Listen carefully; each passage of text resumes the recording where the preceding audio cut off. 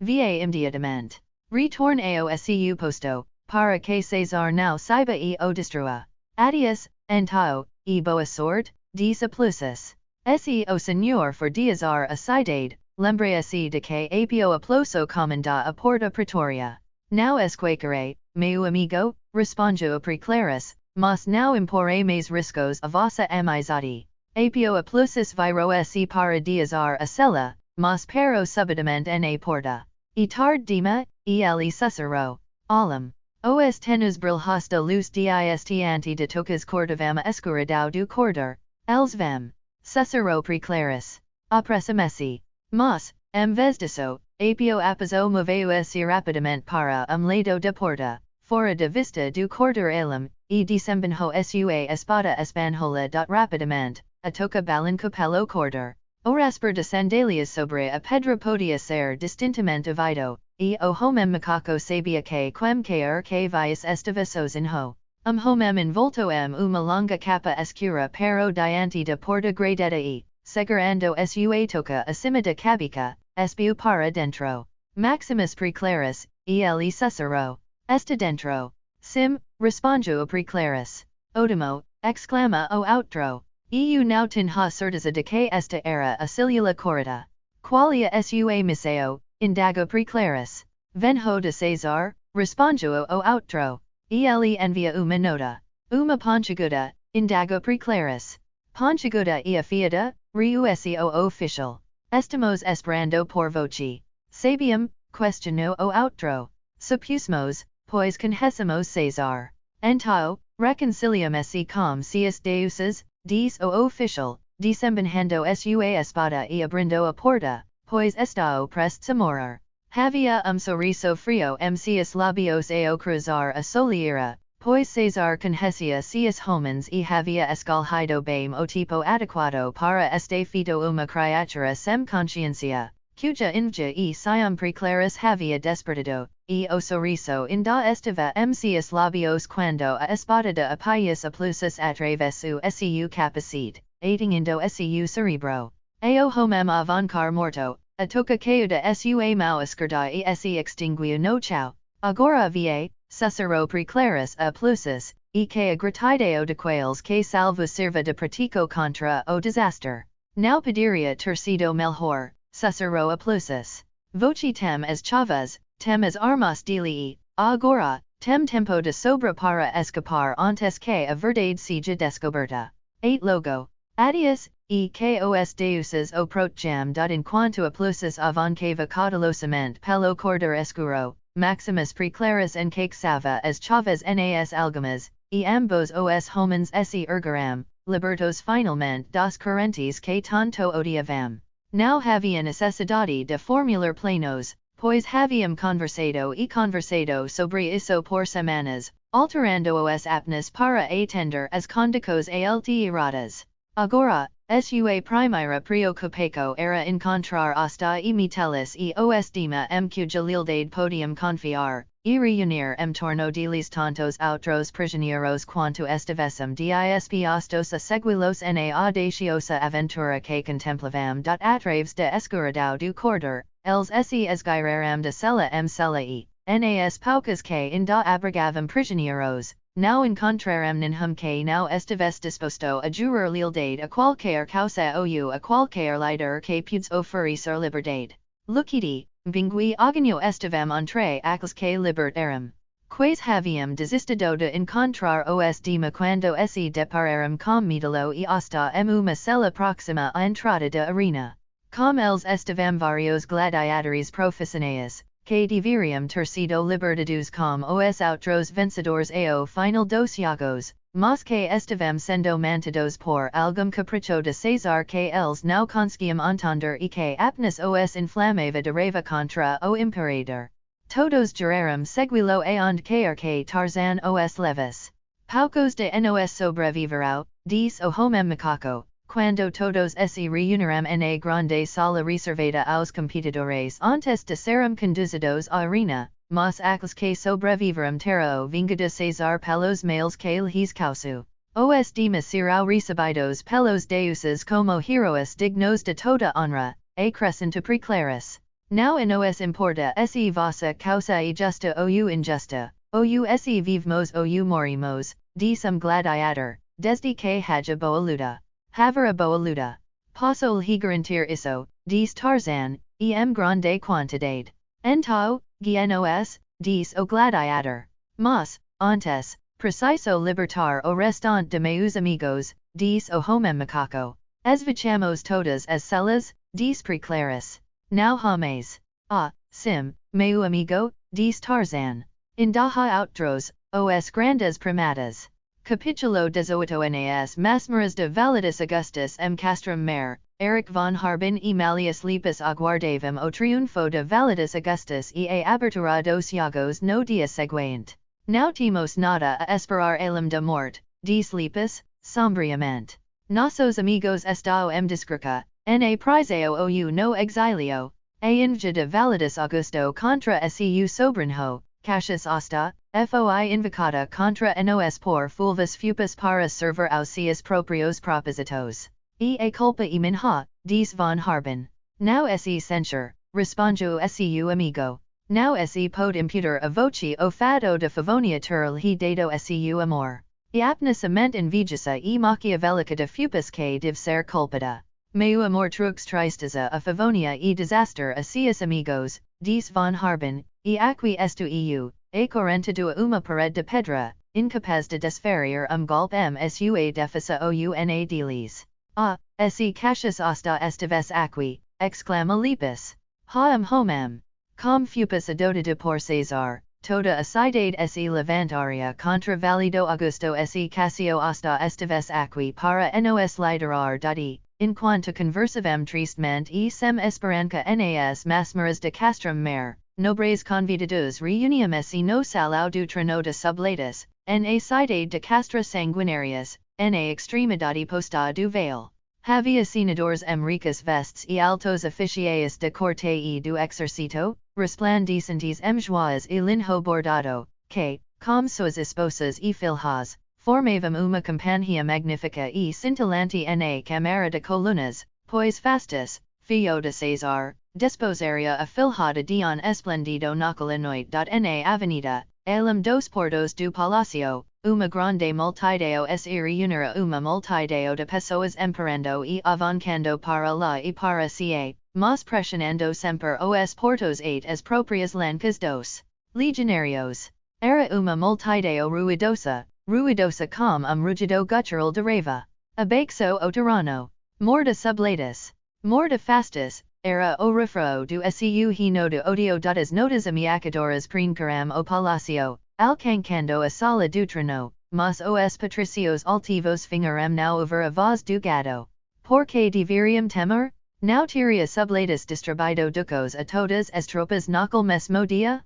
Não protegeriam as lancas dos legionários a fonte de sua gratificação? Seria justo que subletas enviasse as legios contra a ingrata populaco, pois não lhes havia proporcionado espetaculo e uma semana de jogos como Castra Sanguinarias jamais conhecera, para a plebe que estava do lado de fora, seu desprezo não conhecia limites agora que estavam dentro do palácio do imperador. Mas não falavam entre si sobre o fato de que a maioria deles havia entrado por portao dos fundos depois que a multidão derrubou a leitzarada nobre senador e espalhou seus passageiros na peira da avenida. Com prazer, antecipavam o banquete que seguiria a cerimônia de casamento, e enquanto riam e tagarilavam sobre as fofocas de semana, a noiva sentava-se fria e rígida uma câmara superior do palácio, cercada por suas escravas e confortada por sua mãe.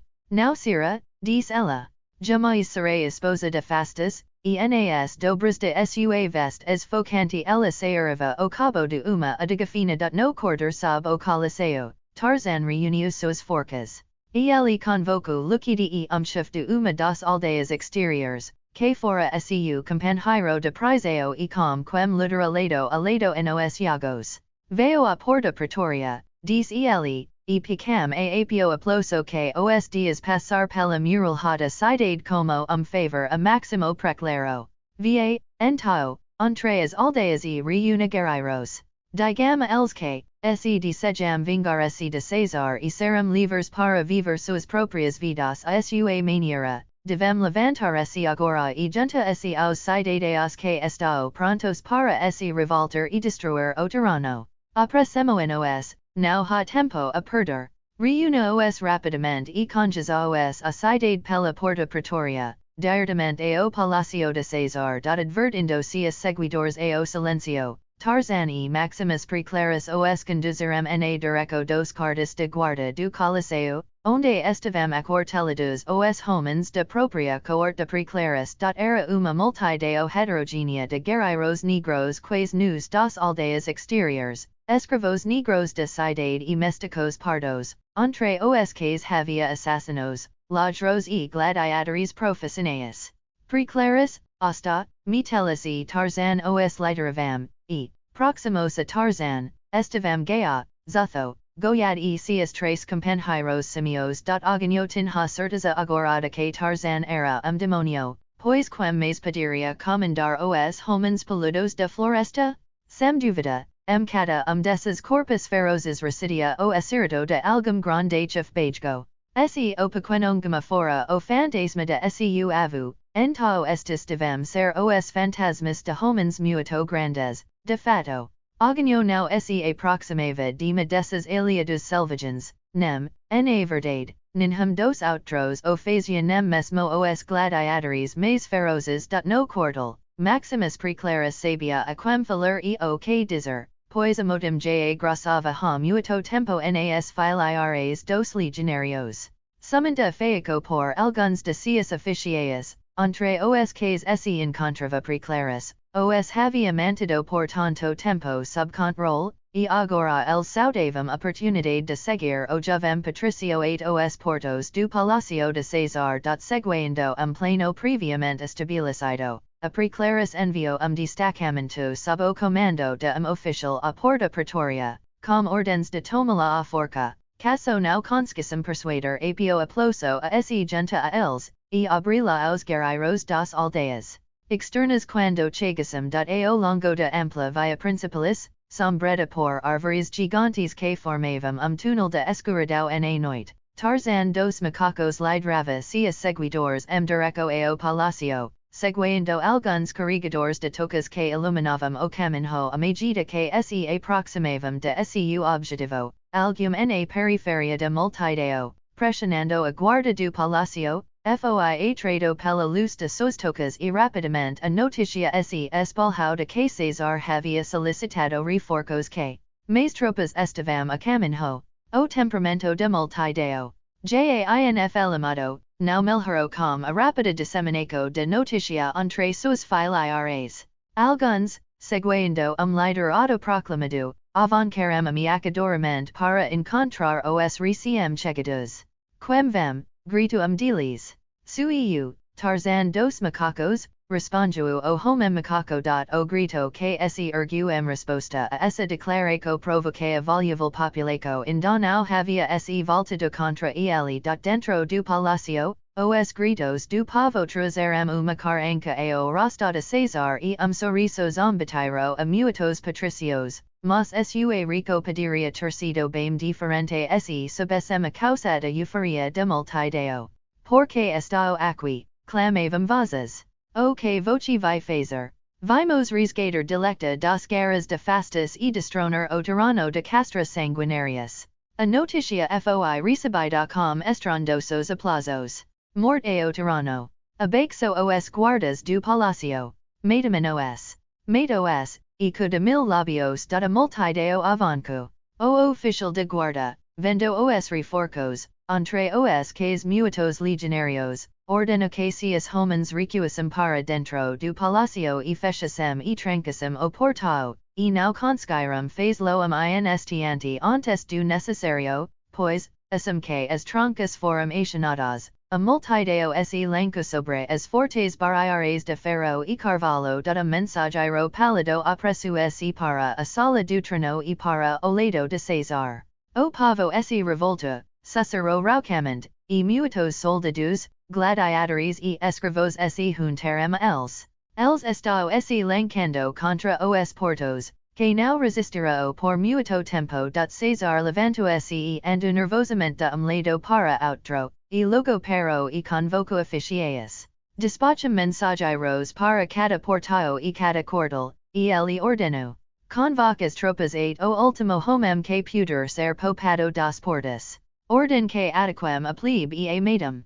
Que madam que ninhum cidadão permaneça vivo nas ruas de Castras Sanguinarias. Não fazer prisioneiros a medida que a noticia se espalhava pela multidão, como se por algum estranho meio telepático, logo se torna comum o conhecimento de que Subletas havia ordenado a todos os legionários de cidade que se dirigissem ao palácio, com instrucos para destruir os revolucionários o último homem dado povo, encorajado pela presença dos legionários lidrados por preclares, havia renovado seus ataques aos portos, e embora muitos fossem traspassados pelas lancas atraves das barras, seus corpos eram arrastados por seus amigos e outros tomavam seus lugares, de modo que os portos cederam e se cavaram sob o peso de sua multidão. Contudo, resistem, e Tarzan viu que poderiam resistir por muito tempo ou pelo menos o suficiente para permitir a chegada dos reforços que, se permanecessem leais a Cesar, poderiam superar essa multidão indisciplinada com facilidade. Reunindo em torno de si alguns daqueles que melhor conhecia, Tarzan explicou novo plano que foi recebido com exclamações de aprovação e, convocando os macacos, descer pela Avenida Escura, seguido por Maximus Preclaris, Cassius Asta, Cecilius Metellus, Mpingu e Maia dizia dos gladiadores mais famosos de Castras Sanguinarias. O casamento de Fastus e Delecta ocorreria nos degraus do trono de Cesar. O sumo sacerdote do templo estava de frente para a audiencia, e logo abaixo dele, dos lados, Fastus aguardava, enquanto lentamente, pelo centro de longa câmara, vinha a noiva, seguida pelas besteias, que cuidavam dos fogos sagrados do templo. Delecta estava pálida, mas não hesitou a avançar lentamente direto ao seu destino. Muitos sussurravam que ela já parecia a imperatriz, tão nobre era sua aparência, tão majestosa sua postura. Eles não conseguiam ver a adegafina empunhada sua mão direita sob os esfocantes robes de noiva. Ela avançou pelo corredor, mas não parou diante do sacerdote como Fastus havia feito e como deveria ter feito, mas passou por ele e, subindo os primeiros degraus direto ao trono, parou, encarando Subletas. O povo de Castras Sanguinarias foi ensinado, através dos séculos, que pode buscar pratico Cesar, diz ela. Cesar não apenas faz a lei ele a personificação da justiça ou tirano. Qual, Subletas, voce e. Cesar coro. Que capricho insensato este, criança, ele indago. Quem o designou para proferir tais palavras a Cesar. Não foi solicitada, respondeu a moca, cansada.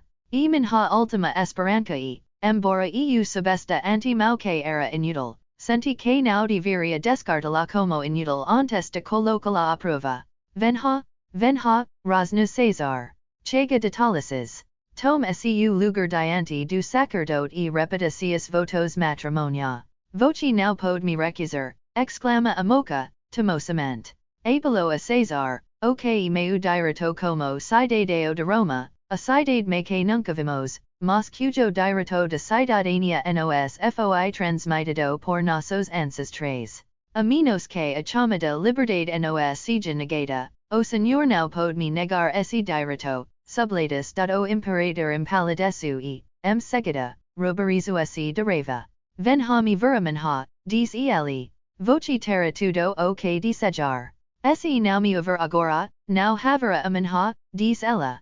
Exige meus direitos agora. Bem, exigiu Cesar, friamente, que favor busca. Não busco favor algum, respondeu Delecta.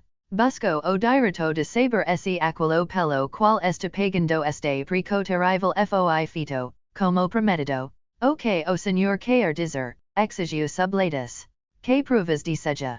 Desejo ver Maximus Preclaris aqui, vivo e livre, respondeu a moca, ontes de prometer minha mau afastus. Isso, como bem sabis, foi oprico de minha promessa de casar com ele. Cesar levantou-se com raiva. Isso não pode ser, diz ele. Oh, sim, pode ser, exclama uma voz de varanda ao lado da câmara, pois Maximus preclaris esta logo atrás de mim. Capítulo 19 Todos os alheres se voltaram na direção de varanda de onde vinha a voz do orador. Suspiro de espanto surgiu na sala lotada. O barbaro! Maximus preclaris, gritaram uma vintina de vozes. Aguarda, aguarda, grita Cesar, enquanto Tarzan saltava de varanda para dos altos pilares que sustentavam o teto e deslizava rapidamente para o chão, como se macacos peludos atrás dele. Uma dúzia de espadas brilhou ao serem desempenhadas, enquanto Tarzan e os saltavam direto ao treno. Mulheres gritavam e desmaiavam. Cesar recuou msu assento durado, momentaneamente paralisado pelo terror. Nobre como a lâmina desempenhada saltou à frente de Tarzan para liberar o caminho, mas goiado avançou sobre ele com toda a forca. Presas amarelas morderam uma vez su pescacoi, quando o grande simio se ergueu, mpe sobre o corpo de sua presa, rugiu su grito de vitória, os nobres recuaram. Fastus, como grito, virou se fugiu, e Tarzan salta para o lado de dilecta. A medida que os simios subiam os degraus para o estrado, Cesar, tagarilando de terror, fugiu de su assento e se escanjou, quase desmaiando, atrás do grande treno que era o símbolo da sua majestade e poder. Mas não demorou muito para que os nobres, oficiais e soldados no apartamento recuperação a presença de Espírito que a súbita chegada daquela horda horrível havia dispersado aos quatro ventos, e agora, vendo apenas o bárbaro selvagem e seis bestas desarmadas ameaçando os, avancaram. Nesse momento, uma pequena porta sob a varanda de onde Tarzan havia descido para o chão da sala do treno foi aberta, dando entrada a Maximus preclaris, Cassius Asta, Cecilius Metellus, Bingu e os Dima que haviam acompanhado Tarzan sobre a muralha do palacio, sob as sombras das grandes árvores nasques o homem macaco e os macacos haviam auxiliado seus companheiros menos ao avancaram os defensores de Cesar, foram recebidos por algumas das melhores espadas de castra sanguinárias, pois, na vanguarda do combate estavam os próprios gladiadores cujas façanhas haviam aclamado durante a semana. Tarzan passou dilecta para Pingu, pois ele e preclaris precisavam dar uma mão na luta. Lentamente, os defensores de dilecta recuaram diante do número superior de nobres, soldados e guardas que foram convocados de outras partes do palácio. De volta à pequena porta, eles recuaram, enquanto, ombro a ombro com os gladiadores e com Maximus preclaris, Asta e Metellus, Tarzan lutava e os grandes macacos espalhavam consternado entre todos devido a sua disposição de atacar tanto amigos quanto inimigos. Na via principalis, a multidão avancava e os grandes portos cederam a uma multidão histérica que invadiu os jardins do palácio, sobrepujando os guardas, atropelando seus próprios mortos e seus próprios vivos. Mas os veteranos legionários que compunham a guarda palaciana fizeram uma nova resistência na entrada do palácio. Mais uma vez, eles controlaram a multidão indisciplinada, que já havia crescido a tais proporções que as tropas revoltosas, que a haviam acompanhado, se perderam meio a ela. A guarda havia arrastado monagro os degraus do palácio e estava lancando pedras no meio da multidão, que continuava a avancar para cair sobre as lancas dos defensores do palácio. Ao longe, trombetas sovam na direção da porta de Cumana, e da porta principalis dextra vinha o som de tropas avancando. A principio, aqueles que estavam nas extremidades da multidão, e que haviam movido esses sons, não os interpretaram corretamente. Eles aplaudiram e gritaram. Esses covardes que sempre se mantam à margem de toda multidão, dizendo que outros assumam os riscos e lutam por eles, pens eram que mais tropas haviam se revoltado e que os reforcos eram para eles. Mas sua alegria dura pouco, pois a primeira centuria que adentro havia principales pela porta de comunicao sobre eles com piques e espadas, que aqueles que não foram mortos escaparam, gritando, todas as direcos dot seculo após seculo vieram a galope.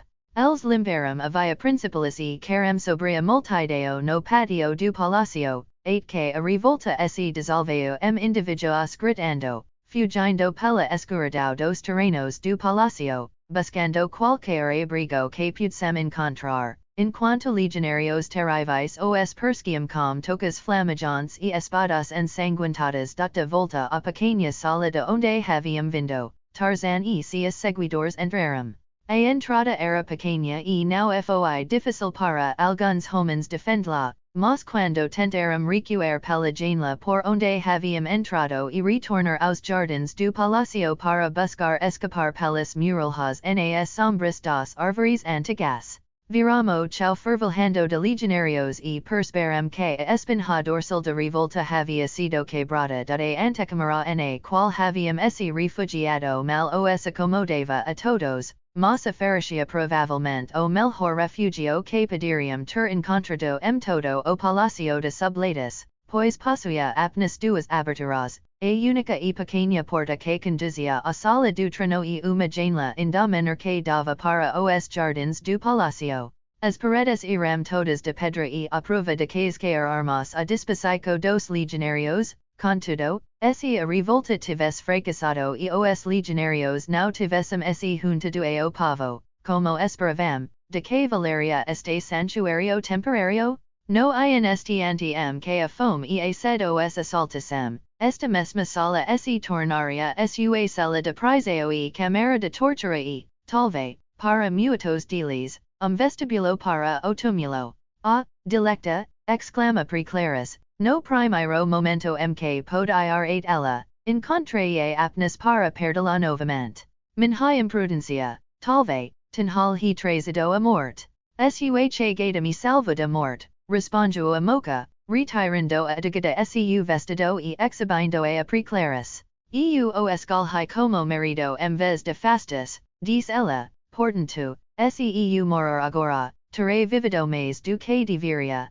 Se o senhor não tivesse vindo, e pelo menos moro feliz, pois moraremos juntos. Este não é o momento para falar de morte, diz Tarzan. Há algumas horas, senhor, imaginava que estaríamos juntos, novamente? Pois bem, aqui estou. Talvez em poucas horas tudo se transforme senhor, dos medos que agora afligem. Alguns dos gladiadores, que estavam por perto e haviam ouvido as palavras de Tarzan, balançaram a cabeça. Qualquer de nós que ser vivo desta sala, disse deles, será queimado na fogueira, ou lancado aos leões, ou despedacado por búfalos selvagens. Estamos acabados, mas foi uma boa luta, por minha parte, agradco a este grande bárbaro por este final glorioso. Tarzan de Ambrose e se afasta. Ainda não está morto, diz ele, so quando estiver morto e que será hora de pensar nisso e então será tarde demais. Maximus Preclaris riu. Talvez o senhor tenha razão, diz ele. O que o senhor sugere? Se permanecermos aqui, seremos mortos, portanto, o senhor deve ter algum plano para nos tirar daqui. Se não pudermos discernir nenhuma esperança de vantagem através de nossos próprios esforços, respondiu Tarzan, devemos procurar outro lugar e aguardar os favores de fortuna que possam vir de fora, seja pela intervenção de nossos amigos dos limites do palacio, seja pela negligência do próprio inimigo. Admito que, no momento, nossa situação parece desesperadora, mas mesmo assim não está sem esperança. Pelo menos podemos nos alegrar com a constatação de que, qualquer que seja o rumo dos acontecimentos, será para melhor, pois nada poderia ser pior. Não concordo com o senhor, diz Medelo, apontando pela janela. Veja, estou montando uma pequena balista no jardim. Em breve, no se situaco sera muito pier do que e agora, as paredes pareciam substanciais, responduo o homem macaco, achak els conspirao derubalos, preclaris. Duvido, responduo o romano, mas cada projetil que atravessa a janela deve causar danos, pois estamos tão aglomerados aqui que nem todos conseguirmos ficar fora do alcance. Os legionários que haviam sido convocados à sala do trino foram detidos na pequena entrada por punhado de gladiadores, e os defensores conseguiram fechar e trancar a robusta porta de carvalho. Por tempo, houve silencio na sala do trino e nenhuma tentativa foi feita para entrar na sala por aquele lado, enquanto do lado do jardim, duas ou três tentativas de invadir a janela foram frustradas, e agora os legionários recuaram enquanto a pequena balista era arrastada para o lugar e apontada para a parede do palácio tendo delecta sido colocada ângulo de sala onde estaria mais segura. Tarzan e seus tenentes observaram as operacos dos legionários no jardim. Eles não pareciam estar mirando diretamente na janela, observo Cassius Asta. Now, despre claris. Perdido que pretendem abrir uma brecha na muralha, por onde número suficiente de lhes possa entrar para nos sobrepujar. Se pudsemos educar a balista e tomá-la, refletiu Tarzan, poderíamos tornar a situação bastante difícil para eles. Preparemo-nos para isso, caso se as prostias tornam a situação insuportável aqui dentro. Teremos alguma vantagem se anteciparmos su aqui como uma saída nossa. Bique certo na porta na extremidade posta de sala atraiu a atenção surpresa dos defensores para aquele lado. A porta de carvalho sedui as paredes de pedra tremerem com o impacto Cassius Asta sorriu com ironia. Eles trazaram carneiro, disse ele dati, naquele momento, pesado projetil sacudiu a parede externa, e pedaço de gesso desmorona no chão, no interior a balista havia entrado eco. Mas uma vez, o pesado ariete fez tremer as gemedoras madeiras de porta, e os ocupantes de sala puderam over os legionários entoando o hino do ariete, o ritmo do qual o balancavam para trás e o impulsionavam para a frente das tropas no jardim desempenhavam suas funcos com eficiência militar e discreto. A cada vez que uma pedra de balista atingia a muralha, ouvia se grito. Mas não havia nada de espontâneo na demonstração, que parecia tão superficial quanto a operação mecânica da antiga máquina de guerra, que alancava as prostias como uma regularidade quase cronométrica dado maior dano que a balista parecia causar era o gesso no interior da parede, mas o ariete estava lenta, porém seguramente, estilhacando a porta no lado posto da sala. Vejam, disse Midalo, estão alterando a linha da balista. Descobrirem que não podem fazer nada contra a muralha. Eles estão mirando a janela, disse preclaris. Aqueles que estiveram alinhados com a janela, deitam-se no chão, ordeno Tarzan. Rápido, o martillo está caindo sobre o gatilho. O míssil seguinte atingiu lado da janela, levando consigo pedaço de pedra. E desta vez o resultado foi seguido por grito entusiástico dos legionários no jardim. Era isso que deveriam ter feito desde o início, comentou Asta. Se eles iniciaram as paredes na borda de janela, poderão abrir uma brecha ali mais rapidamente do que outros lugares. E evidentemente o que eles planejam fazer, disse Midalo, quando segundo míssil atingiu o mesmo lugar e grande fragmento de muralha desmoronou. Olhe para a porta, grita Tarzan, enquanto as madeiras enforcadas sadiam ao impacto do ariete. Uma dúzia de espadachins posto-se pronta e à espera para receber os legionários, cuja investida esperavam no instante que a porta cede.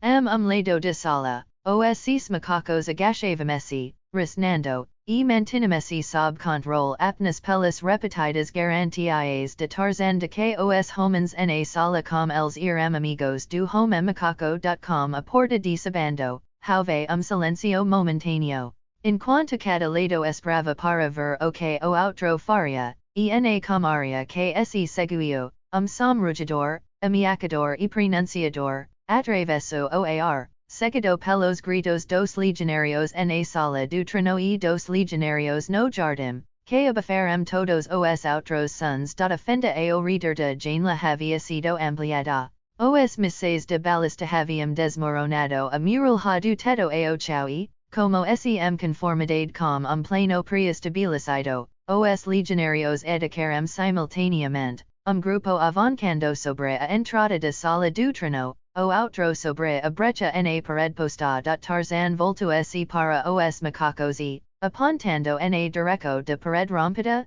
grito, detenimento-os, zutho, matam, goiad, matam.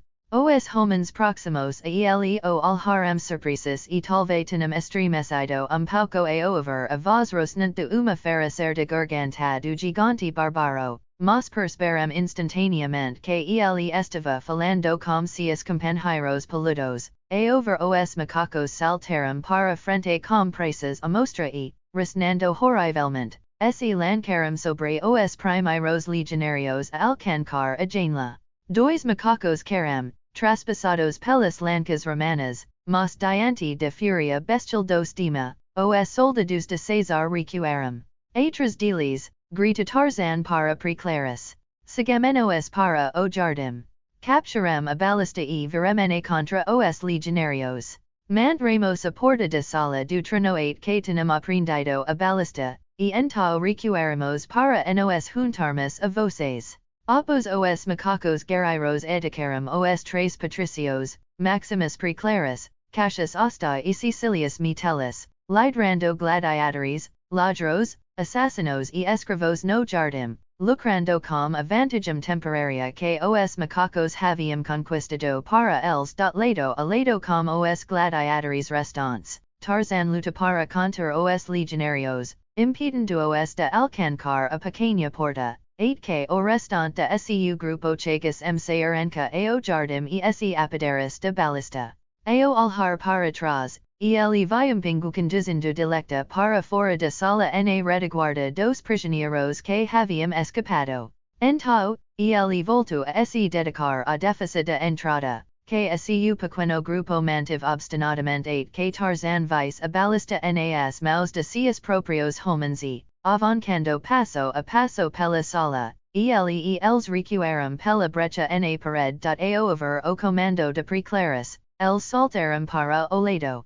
O martillo caiu sobre o gatilho da balista, que Preclaris havia alinhado na janela, e uma passada rocha atingiu os rostos dos legionários. Por momento, os destinos foram gentes com Tarzan e seus companheiros, mas logo se tornou evidente que eles estavam pouco ou nada melhor aqui do que na sala que acabavam de diazar, pois no jardim foram cercados por legionários. Lancas vovam pelo ar e, embora a balista e suas próprias espadas mantivessem o inimigo a uma distância respeitosa, nenhum deles acreditava que conseguiriam resistir por muito tempo à superioridade numérica e ao melhor equipamento de seus adversários. Houve uma pausa nos combates, o que era inevitável confrontos corpo a corpo, e, como por acreditado, cada lado descansou. Os três brancos observavam o inimigo atentamente. Eles estão se preparando para ataque concertado com piques, diz Preclaris. Isso marcara o fim de nossos esforços terrenos, observa Cassio Asta. Que os deuses nos recebam com jubilo, diz Cecilius Metellus. Ego que os deuses os preferam a nos, diz Tarzan. Porque, exigiu Cassio Asta. Porque, levarem tantos deles para o su estanoide, respondiu o homem macaco, apontando para os cadáveres espalhados pelo jardim, e Cassius Asta sorriu, apreciativamente. Eles cobrarão outro momento, diz Maximus Preclaris, e, voltando-se para dilecta, tomou seus bracos e beijou adiós, meu querido, e ele disse, como e fugaz a felicidade? Queo fudias as esperanças do homem mortal. Não adiós, Preclaris, respondiu a moca, pois para onde o senhor for, eu irei, e mostrar-lhe a degafina msua mau. Now, exclama o homem. Prometa-me que não fará isso. E por que não? A morte não e mais doce que fastas. Talvez o senhor tenha razão, disse ele, Tristament. Els vem, grita Cassio asta. Pronto, grita Tarzan.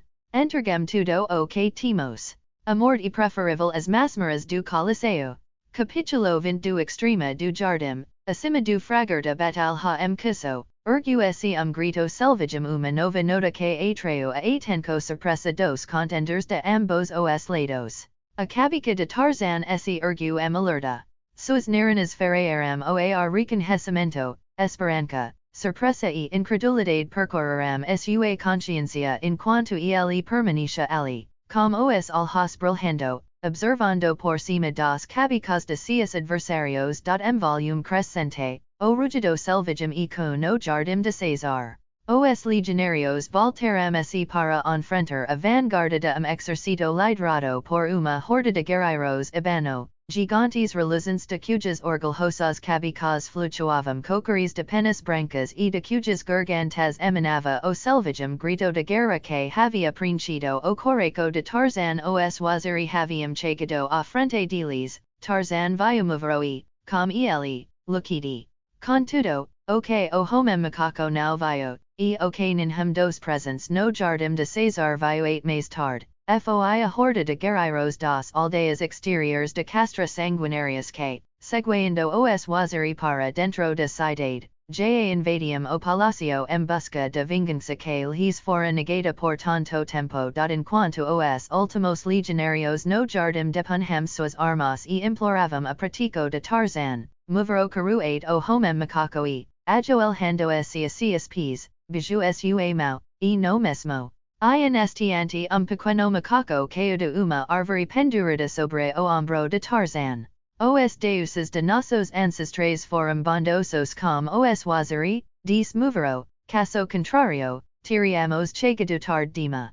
Fiquei intrigado sobre como o senhor me encontrou, des Tarzan, 8K6 Sim, foi des movero. Ele retorno ao país dos waziri, a terra de Tarzan, e nos conduzio at aqui.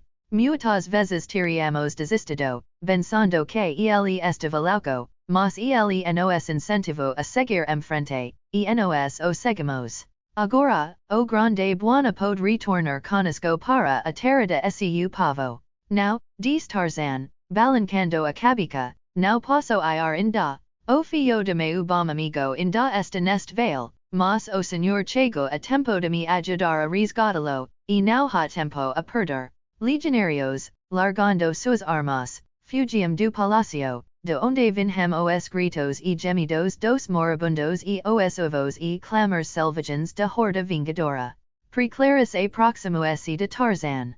Os bárbaros das aldeias exteriores estão atacando a cidade, assassinando todos que com suas mãos, exclama. Devemos reunir quantos homens pudermos e fazer frente a eles. Esses negros, que acabam de chegar, lutará o conosco contra eles. Lutará o conforme os dirigir, respondeu Tarzan. Mas creio que não será necessário guerrear contra os bárbaros. Luquidi, onde estão os oficiais brancos que comandam os bárbaros? Quando se aproximaram do palácio, respondeu Luquidi, os guerreiros ficaram tão entusiasmados que se separaram de seus líderes brancos e seguiram a seu próprio chefe. Via buscar o maior chefe deles, ordena Tarzan. Durante a meia hora seguinte, Tarzan e seus tenentes estiveram ocupados reorganizando suas forças, nas que foram incorporados os legionários que haviam se rendido a eles, cuidando dos feridos e planejando o futuro. Do palácio vinham os gritos raucos dos negros que uivavam, e Tarzan quase havia abandonado a esperança de que Luquidi conseguisse persuadir chefe a ir at ele, quando Luquidi retornou, acompanhado por dois guerreiros das aldeias exteriores, cuja postura e ornamentos os proclamavam chefes. O senhor e o homem chamado Tarzan, indagou dos chefes. O homem macaco assentiu. Isso, diz ele. Estamos procurando por voce. Este beijo diz que o senhor permitiu que nosso povo não mais seria escravizado e que nossos guerreiros não mais seriam condenados à ruína. Como pode o senhor, que bárbaro, garantir isso a nos? Seu não puder garantir, o senhor tem o poder de faz-lo cumprir, responjo o homem macaco, eu, com meus waziri, o ajudarei, mas agora o senhor deve reunir-se os guerreiros. Que ninguém seja morto a partir de agora que não se pinha a voce. Reúne-se os guerreiros e conjuntos a avenida frente ao palácio, e então comparica com seus subchefes a sala do trono de César. Ali exageremos e receberemos justiça, não por momento, mas por todo o tempo. Va, finalmente, a horda saquadora de negros foi apaziguada por seus chefes e retirada para a via principalis. Guerreiros waziri guarnisham o portao destrudo do Palácio de César e alinhavamesi no corredor que levava a sala do trono e ao corredor que conduzia ao pé do trono. Eles formaram semicírculo ao redor do próprio trono, e sobre o trono de César sentava se Tarzan dos macacos com preclaras, delecta, caixas hasta, Cecilius Metellis e Movero ao seu redor, enquanto o pequenongama sentava seu ombro e reclamava amargamente, pois ngama, como de costume, estava assustado, com frio e fome. Enviam legionários para buscar subletas e fastas, Tarzan ordenou a preclaras, pois este assunto deve ser tratado rapidamente, pois dentro de uma hora marcharei sobre Castro Mare. Tomados pela excitação, os legionários que haviam sido enviados para buscar subleto e fasto irrompram na sala do trono. Subletas está morto, eles gritaram. Fastus está morto. Os barbaros os assassinaram. As câmaras e corredores acima estão replacidos dos corpos de senadores, nobres e oficiais de legio. Não restam em vivo? Exigio preclaras, impalidecendo. Sim, responjo dos legionários. Havia muitos barricados outro apartamento que resistiram ao ataque dos negros. Explicamos a eles que agora estão seguros e que estão a caminho da sala do trono, e pela nave marcharam os reminiscentes dos convidados do casamento, o suor e o sangue nos homens evidenciando a situação desesperadora da qual haviam sido resgatados, as mulheres ainda nervosas e histéricas. A frente deles vinha Dion Splendidus, e ao vilo, delecta solto grito de alivio e prazer, correndo pelos degraus do trono e pelo corredor para encontrá-lo. O rosto de Tarzan se ilumina com alivio ao ver o velho senador, pois suas semanas na casa de festivitas e sua longa prisão com maximas preclaras nas masmaras do Coliseu o familiarizaram com a política de castra sanguinarias. E agora a presença de Dion Splendidus era tudo o que ele precisava para completar os planos que a tirania e a crueldade de subletas o haviam forcado a adotar. Ele se levanta do trono e ergueu a mão sinal de silencio. O murmurio das vozes cessou. César está morto, mas sobre algum de vocês deve cair o manto de César. Viva Tarzan? Viva o novo César! Bradou dos gladiadores, e instantaneamente todos os sanguinários na sala ecoram o grito do homem macaco sorio e balanco a cabeça. Now, disse ele, eu não, mas ha aqui aquema ferico o diadema imperial, com a condico de que cumpra as promessas que fiz aos barbaros das aldeias exteriores. Dion Splendidus, a terra a purpura imperial com o entendimento de que os homens das aldeias exteriores serão para sempre livres, que suas meninas e meninos não mais serão forcados a escravidão, nem seus guerreiros compelidos a lutar na arena. Dion Splendidus inclino a cabeça sinal de concordância e Tarzan recusou a diadema e criou César. Capítulo 20 e o triunfo anual de Validus Augustus, Imperador do Oriente, fora evento modesto comparação com o de subletas de castra sanguinarias, embora a dignidade e o interesse fossem emprestados a ocasião pela presença do tão divulgado chef bárbaro, que caminhava acorrentado atrás da carruagem de César. Havia demonstração de poder imperial agradava a Validus Augusto. Enganava talvez os súditos mais ignorantes, e teria dado a Eric von Harbin motivos para rir. Ele não tivesse percebido a seriedade de sua posição. Ninhum cativo acorrentado ao carro do Maior César que já existia havia enfrentado uma situação mais desesperadora do que a dele. Ian daque subesque regimento de fusileros nava ou esquadra o de lanceros husardos pediria ter reduzido todo este imperio a vassalagem? Embora subesque o prefiato de muitas cidades modernas pediria ter comandado uma forca de combate muito maior e mais eficaz do que este pequeno Cesar? O conhecimento era apenas tentador, pois permanecia o fato de que Validus Augustus era supremo aqui, e não havia regimento de fusileiros nava nem esquadra o de lanceros para questionar seu comportamento relação ao sujeito de uma grande república que poderia ter engolido todo o seu imperio sem sentir qualquer desconforto. A vitória havia terminado. Von Harben havia sido reconduzido a cela que dividia com Malleus Lepus. Voce volta mais cedo, dis Lepus.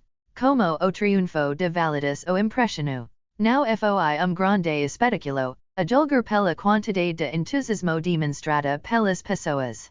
Os triunfos de Validus são sempre coisas pobres, dis Lepus. Ele preferiria colocar des talentos seu ventre ou suas costas a gastar dinheiro para divertir o povo. E os iagos, pergunta von Harben, serão tão pobres. Não valem muito, dis Lepus.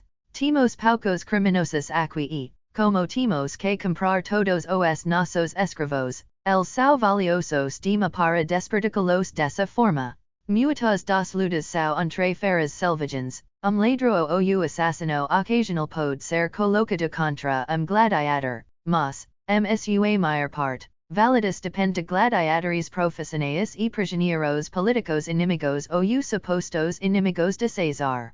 Muitas vezes, são como nos. Vitamas das intrigas mentirosas e invejas de favoritos. Há cerca de 20 deles nas masmaras agora, e eles fornecerão o entretenimento mais interessante dos iagos. E se formas vitoriosos, seremos libertados, pergunta von Harben. Não seremos vitoriosos, dis Malleus Lepus. Fulvas fupas se certificadizo, pode ter certeza. E terrível, murmura von Harben. Tem medo de morrer, pergunta Malleus Lepus. Não e isso, dis von Harben. Esta pensando Favonius. E com razão, dis Malleus Lepus. Minha querida prima estaria mais feliz morta do que casada com fulvas fupas. Sinto-me tão impotente, dis von Harben. Não amigo, nem mesmo meu fiel servo, Gabula. Ah, isso me recorda, exclama Lepus. Eles estiveram aqui procurando por ele esta manhã. Está procurando por ele? Ele não está confinado na masmorra, ele estava, mas foi designado como outros prisioneiros para preparar a arena na noite passada, e durante a escuridão da madrugada, supõe-se que tenha escapado mas, seja como for, estávamos à sua procura. Bom, exclama von Harben. Sentirei-me melhor apenas sabendo que ele está em liberdade, embora não haja nada que ele possa fazer por mim. Para onde ele poderia ter ido, castrar-me e mal guarnecido ao longo de sua orla, mas o próprio lago e os crocodilos formam uma barreira tão eficaz quanto muitos legionários. Gabula pode ter escalado a muralha, mas as chances são de que ele esteja escondido dentro da cidade, protegido por outros escravos ou, possivelmente, pelo próprio Septimus Favonius. Gostaria que aquele pobre e fiel companheiro tivesse conseguido escapar do país e retornar ao seu povo, diz von Harben. Malleus Lepus balançou a cabeça. Isso é impossível, diz ele. Embora tenha decidido pelo penasco, ele não poderia retornar por aquele caminho, e mesmo que encontrasse a passagem para o mundo exterior, queria nas mãos dos soldados de castra sanguinárias ou dos bárbaros negros de suas aldeias exteriores. Não há chance de Gabula escapar. O tempo passou rapidamente, depressa dema, entre a hora que Eric von Harben foi reconduzido a sua cela, após sua exhibico no triunfo de Validus Augustus, e a chegada dos guardas do Coliseu para conduzi-los à arena. O Coliseu estava lotado. As camarotes dos patricios estavam lotadas. O altivo Cesar do Oriente sentava sem trono ornamentado, sombreado por dócil de linho purpura. Septimus Favonius sentou-se com a cabeça baixa seu camarote, acompanhado por sua esposa, Favonia. Ajuvem centues e com os alhos fixos e penetrants no portao de onde os competidores estavam emergindo. Ela viu seu primo, Malleus Lepus, emergere, com ele, Eric von Harben, e estremeçu, fechando os alhos por momento. Quando ela os abriu novamente, a coluna estava se formando e os competidores foram conduzidos pelas arias brancas para receber as ordens de César. Com Malleus Lepus e von Harben marcharam os 20 prisioneiros políticos, todos pertencentes à classe patrícia. Seguida, surgiram os gladiadores profissionais homens rudes e brutais, cuja profissão era matar ou morir. À frente deles, com uma postura audaciosa, estava aquele que fora campeão gladiador de castrum mer por 5 anos. O povo tinha ídolo, era ele. Als o aplaudiram com entusiasmo. Claudius Taurus, elevou-se acima de uma babel de vozes. Alguns ladros cruéis. Alguns escravos amedrontados e meia dúzia de leos completavam as vítimas que seriam o espetaculo romano. Eric von Harben frequentemente se fascinava pelas histórias dos jogos de Roma antiga. Frequentemente, ele imaginava o Coliseu lotado com milhares de pessoas e os competidores na área branca da arena, mas agora percebia que eram apenas imagens as fotografias de sua imaginação. As pessoas nessas sunhas eram apenas figuras de imagem automatos que se movem apenas quando os observamos. Quando a aco se desenrolava na área, a plateia era uma gravura silenciosa, e quando a plateia rugia e virava os polegares para baixo, os atores permaneciam mudos e imóveis. Como é diferente, isto. Ele observava a constante movimentação nas arquibancadas lotadas, o mosaico de mil pinceladas de cor que se tornava kaleidoscópico a cada movimento de multidão. Ele ouviu o zumbido de vozes e sentiu o odor ofensivo de muitos corpos humanos. Ele observava os vendedores ambulantes e os comerciantes percorrendo os corredores, anunciando seus produtos. Ele viu os legionários estacionados por toda parte. Ele viu os ricos seus camarotes com dócil e os pobres no sol quente das arquibancadas baratas. O suor escorria pelenica do patricio que marcava logo a sua frente. Ele lançou alhar para Claudio Turo. Ele notou que sua túnica estava desbotada e que suas pernas peludas estavam sujas. Ele sempre imaginou os gladiadores com membros limpo e resplandecentes. Claudius Taurus o Chaco. Enquanto se formavam filiares solidas diante da tribuna de César, von Harben sentiu os homens negros pressionando-se perto dele. O ar estava quente e opressivo. Tudo aquilo foi repugnante. Não havia grandeza nisso, nem dignidade. Ele se perguntava se havia sido assim Roma. E então ele olhou para o camarote de César. Ele viu o homem vestes magníficas, sentado seu trono entalhado. Ele viu negros nos balancando leques de penas com cabos longos acima da cabeça de César. Ele viu homens grandes túnicas e curacas de ouro brilhante e suntuosas. Ele testemunhou a riqueza, a pompa e a circunstância do poder, e algo he diz que, afinal, a Roma antiga provavelmente fora muito parecida com aquilo que seu povo exalava odores, que seus gladiadores tinham pernas peludas e sujas, e que seus patricios suavam atrás das orelhas. Talvez Valerio Augusto tinha sido César tão grandioso quanto qualquer deles, pois não governa metade do mundo conhecido?